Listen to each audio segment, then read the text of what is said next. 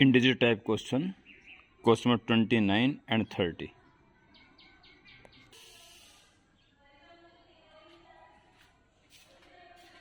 Yes, JEE physics students 29 and 30 question बताने के लिए कहा गया है अभी।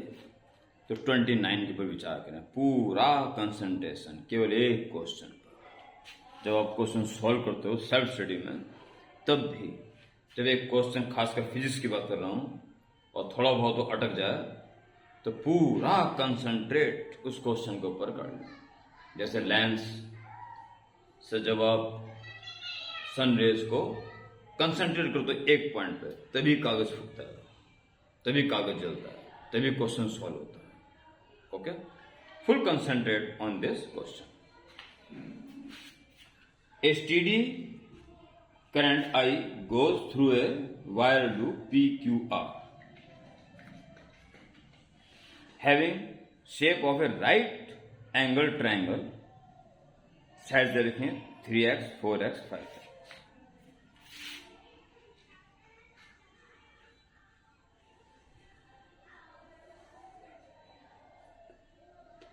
Three x, 4x, 90 degree, 5x।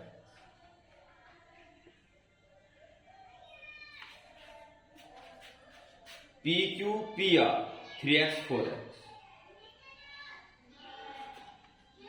PQ PR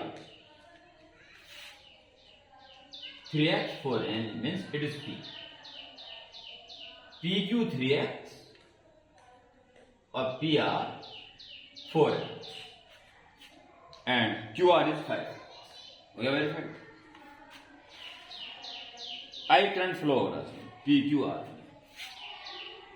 P से Q, Q से R, R से P, इसमें I करंट फ्लो हो रहा है।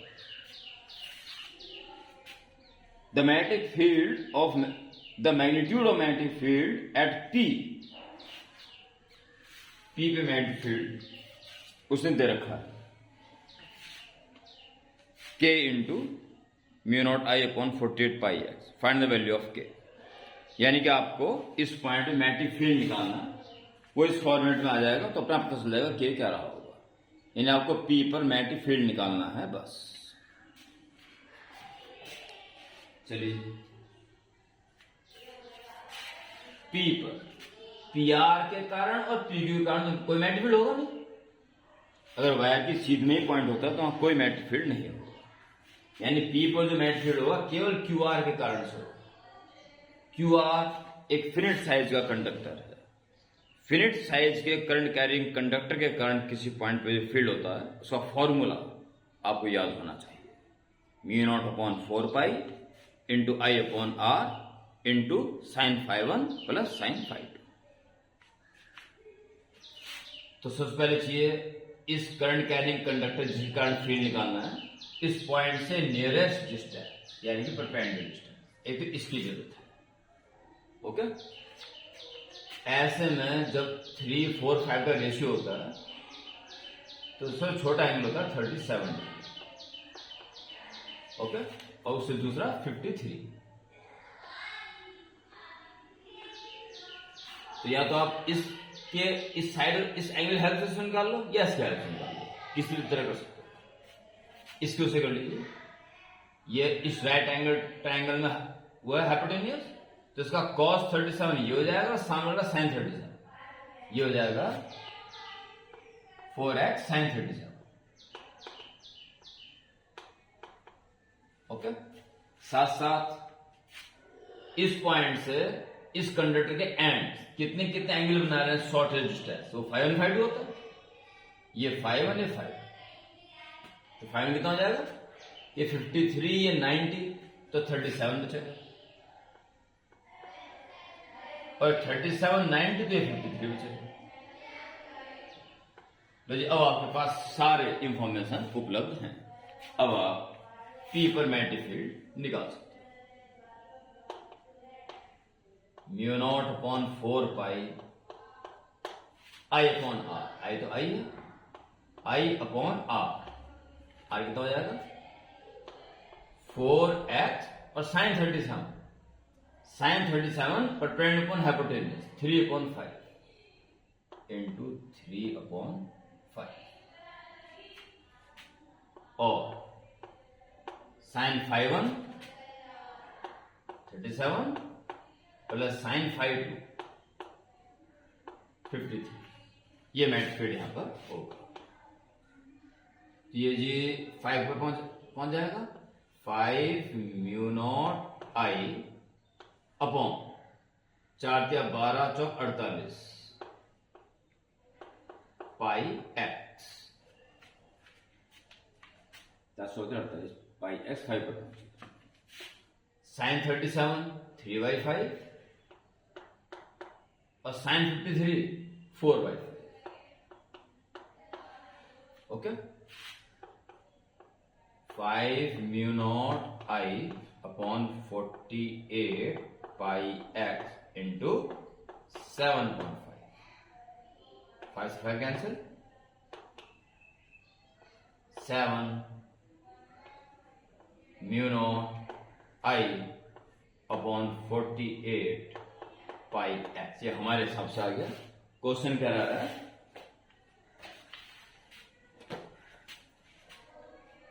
के into mu not I upon 48 pi x यानी के की वैल्यू दिखाई दे रही है साफ 7 hence k is equal to 7 is the answer। Question 29 हाथों चेक कर लेते हैं साथ साथ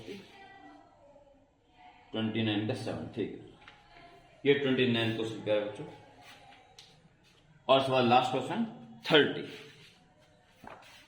बड़ा मजेदार क्वेश्चन है।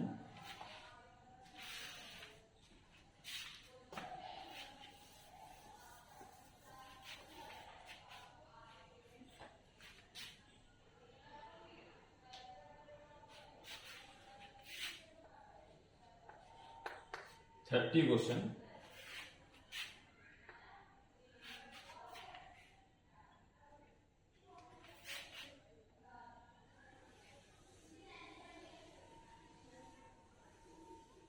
ये एक लॉन्ग वायर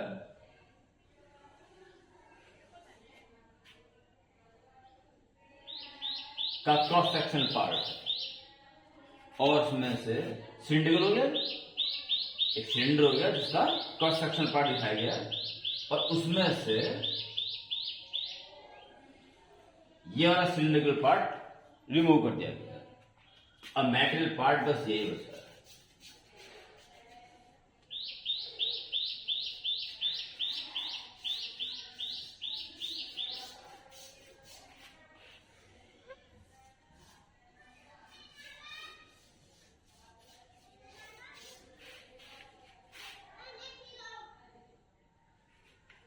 और इसके सर्कमफ्रेंस यहां पर लेफ्ट मोस्ट पार्ट में पॉइंट पी है।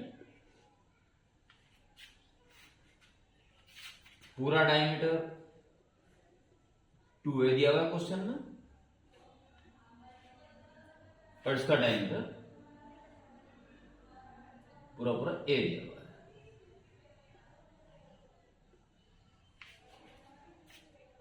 ठीक है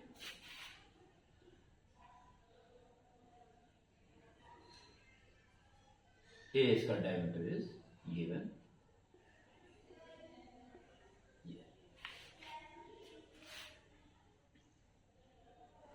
इतना दिया हुआ। A cylindrical cavity of diameter A exist inside a cylinder of diameter 2 है। साफ साफ दिखा होगा 2a डायमीटर का सिलेंडर है जिसमें कि A डायमीटर वाला सिलेंडर रिमूव कर दिया गया, बाकी बचा हुआ मेटल पार्ट है। Both the cylinder and cavity are infinitely long. A uniform current density J flows along the length. Current density J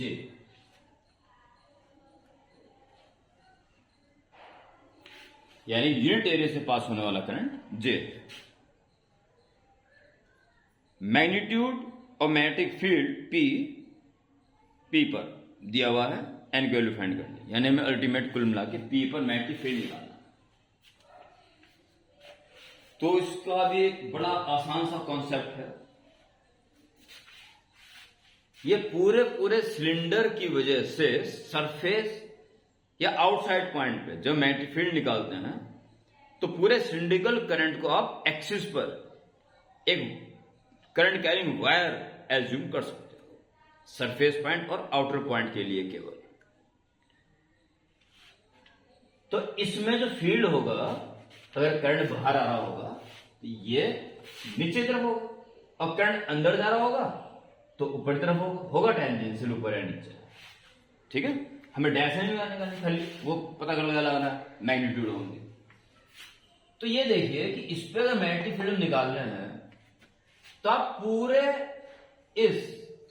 cylinder की वजह से यहां निकाल दो, उसमें से इस सिलेंडर की वजह से कितना कंट्रीब्यूशन रहा होगा उसमें उसे माइनस कर दो, तो बाकी इस बचे पार्ट का ही तो रहा होगा। सिंपल है, फिर एक ही डायरेक्शन नहीं, उसमें इसका कंट्रीब्यूशन माइनस कर देंगे तो बस बचेगा कंट्रीब्यूशन बचेगा उसमें, बस दैट्स ऑल। आई कोई बात समझ में? तो net field at P is good, लंबे वायर की वजह से सरफेस है आउटसाइड पॉइंट पे करंट कैरिंग वायर वाला कॉन्सेप्ट यूज कर सकते हो। Mu not upon 2 pi I upon R, लंबे वायर की वजह से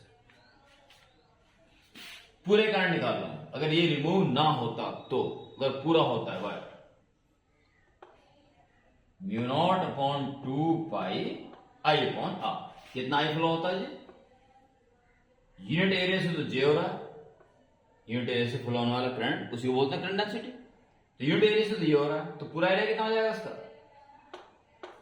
पाई a square, that is a C, 2 diameter है ना पूरा एरिया। तो पूरे से आने वाला, अगर ये कैविटी रिमूव ना करते, पूरा सॉलिड होता, आई अपॉन आर, यहां से a distance, mu not 2 pi I upon R. ये मैग्नेटिक फील्ड पी पर होता अगर कोई सिलिंड्रिकल कैविटी ना होती, यानी इस फील्ड में इस कैविटी का भी कंट्रीब्यूशन है, उसे अब हम माइनस करने जा रहे हैं ताकि बचे पार्ट के कारण ही वह मैग्नेटिक फील्ड हम प्राप्त कर सकें। माइनस इसके कारण, तो इसके कारण तो पॉइंट आउटसाइड है, तो वायर वाला कॉन्सेप्ट ले सकते हैं, mu not upon 2 pi I upon R. I देखिए कितना जा रहा होगा, यूनिट एरिया में तो जे जा रहा है, इसका एरिया कितना हो जाएगा? Pi R square, R S का A by 2, mu not 2 pi I upon R. इससे कितनी डिस्टेंस पड़ेगा ये? ए बाई 2 और plus A 3 by 2।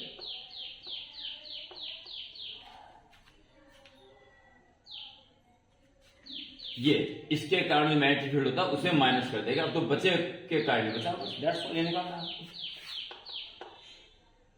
Mu not upon 2 पाई, एक ऐसे ए काट दीजिए, जे, अच्छा पाई भी काट दीजिए, ठीक है, पाई ए कर दिया, म्यू नॉट जे और ए के बच गया, और अपॉन में केवल 2 माइनस, यहां भी पाई से पाई और ए से बाद लिखेंगे, म्यू नॉट जे और ए स्क्वायर अपॉन 4, ठीक है, ए स्क्वायर अपॉन 4 अपॉन 2 से 2 काट दीजिए, 3 पाई 3a,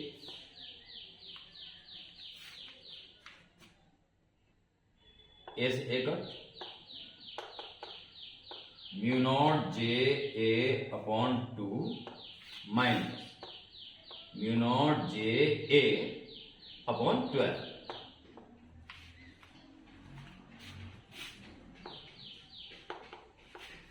एडिशन 12, यहां 6 इंटू करनी पड़ेगी, तो 6 दिस माइनस 1 दिस, तो 5 दिस, 5 म्यू नॉट जे ए। ये फील्ड इस बचे पार्ट के कारण पी पर है, और वो क्या रहा है, ये होना चाहिए n/12 म्यू नॉट ए जे तो आ गया n/12, तो n की वैल्यू साफ साफ दिखाई दे रही है 5, hence n equal to 5। Integer type question थे, सिंपल थे, एक बार चेक कर लेते हैं। क्वेश्चन नंबर 35, ठीक है, ओके। तो ये थे इंटीजर टाइप क्वेश्चन। अब आपके पास इंटीजर टाइप क्वेश्चन हो या फिल इन द ब्लैंक हो, ट्रू फॉल्स हो या थ्योरेटिकल हो, आप पे क्या फर्क पड़ता है? आपको सॉल्व करना, क्वेश्चन बनाने पे फर्क पड़ता है। आपको इससे डरने की जरूरत नहीं है कि इंटीजर टाइप आ रहा है, फिल इन द ब्लैंक आ रहा है, ट्रू फॉल्स आ रहा है, more than one correct answer, only one correct answer, या थ्योरेटिकल। इससे डरना आपको तो क्वेश्चन के कॉन्सेप्ट क्लियर होने चाहिए, क्वेश्चन आपसे हो जाना चाहिए। ये उनकी टेंशन है क्वेश्चन पेपर बनाने वालों की, किस फॉर्मेट में आप राजा हो, जिस फॉर्मेट में ले आओ आप कर लो। कॉन्सेप्ट क्लियर रखो, प्रैक्टिस भरपूर करो, ज्यादा से ज्यादा क्वेश्चन करो और सफल बनो। ओके।